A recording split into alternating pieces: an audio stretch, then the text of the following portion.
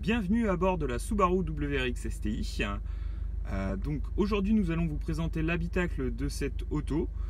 Avant de vous présenter cet habitacle, on va donner les grandes lignes de cette voiture. On la connaît principalement puisque c'est la descendante de Feu, la voiture championne du monde des rallyes aux mains de Colin McRae. Donc c'est une berline sportive, oui, une berline, donc ce qui sous-entend qu'on a 5 vraies places, on a des portières à l'arrière pour s'installer, on a un vrai coffre, et la spécialité de cette Subaru, c'est son moteur Boxer, donc à plat, 4 cylindres turbo. Donc c'est la spécialité maison. Dans cette dernière génération, il développe 300 chevaux. Voilà, donc avant de parler de l'habitacle, un dernier détail, on la voit en haut, on aperçoit le capot et on aperçoit donc cette fameuse prise d'air qui est assez amusante quand on prend le volant de cette auto, puisque clairement c'est une marque de fabrique de Subaru. Elle présente uniquement pour nourrir en air frais l'intercooleur du moteur Boxer. Voilà, donc revenons à l'habitacle. Celui-ci est de bonne facture. Les alignements et les ajustements sont corrects. Bon, quelques défauts persistent, puisque on n'est pas une voiture en présence d'un véhicule de toute dernière génération. On a par exemple le bouton des sièges chauffants qui font un petit peu vieillissant, qui se situe sur le tunnel central. On aperçoit aussi en bas de la planche de bord les boutons, enfin plutôt les prises USB et auxiliaires qui sont apparentes. Bon, c'est dommage qu'elles soient si visibles. Et le commodo qui contrôle l'ordinateur de bord qui se situe donc ici et qui commande donc cet ordinateur de bord qui fait partie des 3 ordinateurs de bord présents à l'intérieur de ce véhicule. Bon, il n'est pas très joyeux. Maintenant, c'est quelques petits détails qui sont clairement corrigés dans la prochaine génération.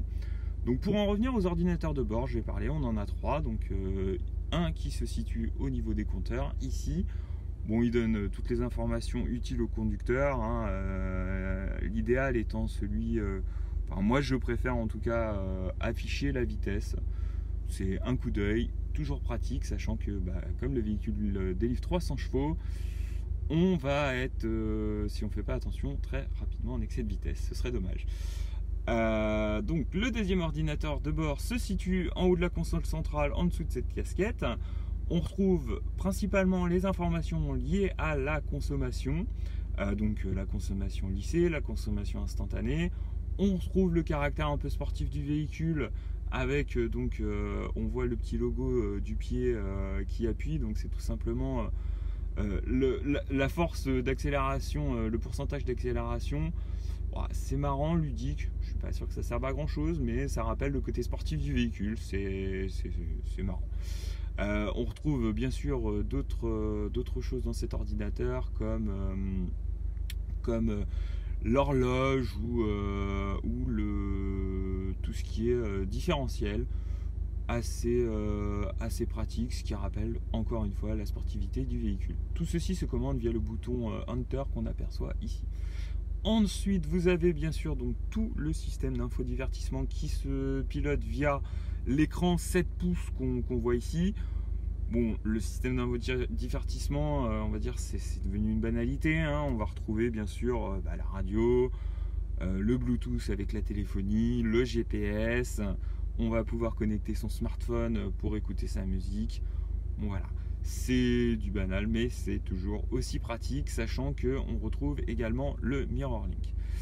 On va parler, alors on va s'attarder sur ce fameux levier qui devient de plus en plus rare, mais comme on est en présence d'un modèle sportif, clairement Subaru a fait le choix de conserver cette boîte de vitesse manuelle au guidage tout simplement parfait. Voilà. Maintenant, on va parler de cette petite molette qu'on aperçoit ici. C'est la molette du SI Drive. Donc, elle sert tout simplement à régler la cartographie du moteur. Donc, quand je dis la cartographie, on n'est pas en présence d'un temps de réaction à la pédale ou d'un overboost. On est vraiment en présence d'un réglage de cartographie qui sera permanent. trois modes. Le mode intelligent, qui est donc on le commande en appuyant sur le bouton. C'est le mode en fait qu'on va utiliser, on va dire, allez, dans 80-90% des cas.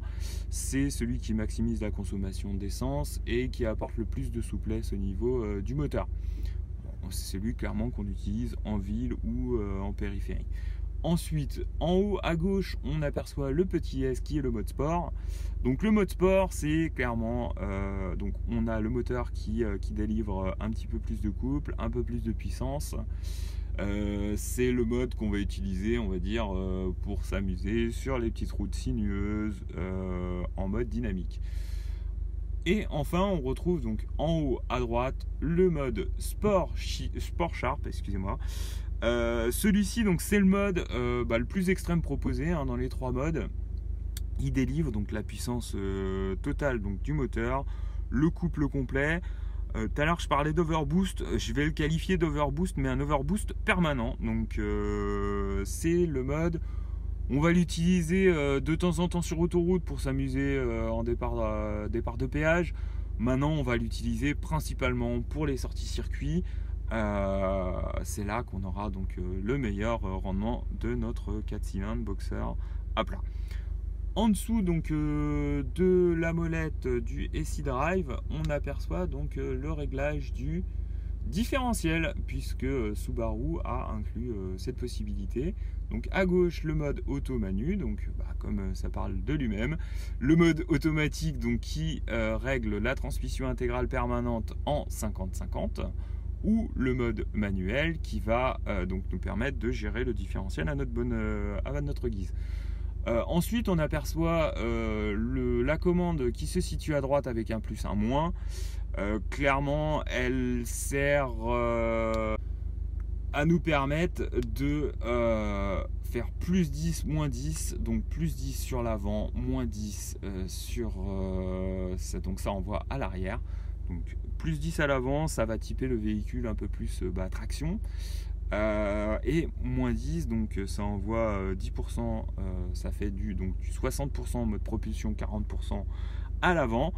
On va dire c'est le mode un petit peu plus typé pour enrouler les virages sur circuit. Très pratique, c'est amusant à utiliser et ça modifie vraiment le comportement du véhicule. Dernier point, je vais m'arrêter donc sur le pédalier qui est tout simplement parfait. Il a été taillé pour faire du talon pointe. Il est à l'image de la boîte de vitesse, clairement, c'est une sportive et ça a été vraiment bien pensé. Et enfin, la direction, elle est à l'image du pédalier, à l'image de la boîte de vitesse, parfaite, un petit peu lourde, ce qui est à mon sens, je trouve très bien pour une sportive. C'est mieux plutôt que d'avoir quelque chose de très léger. Voilà, donc cet habitacle de Subaru WRX STI, clairement tourné vers la sportivité. L'ambiance, donc on retrouve des sièges en cuir.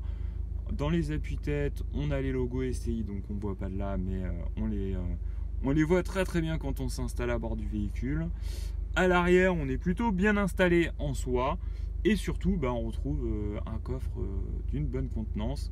Le tout dans une sportive. Bravo Subaru et merci pour le prêt de ce véhicule.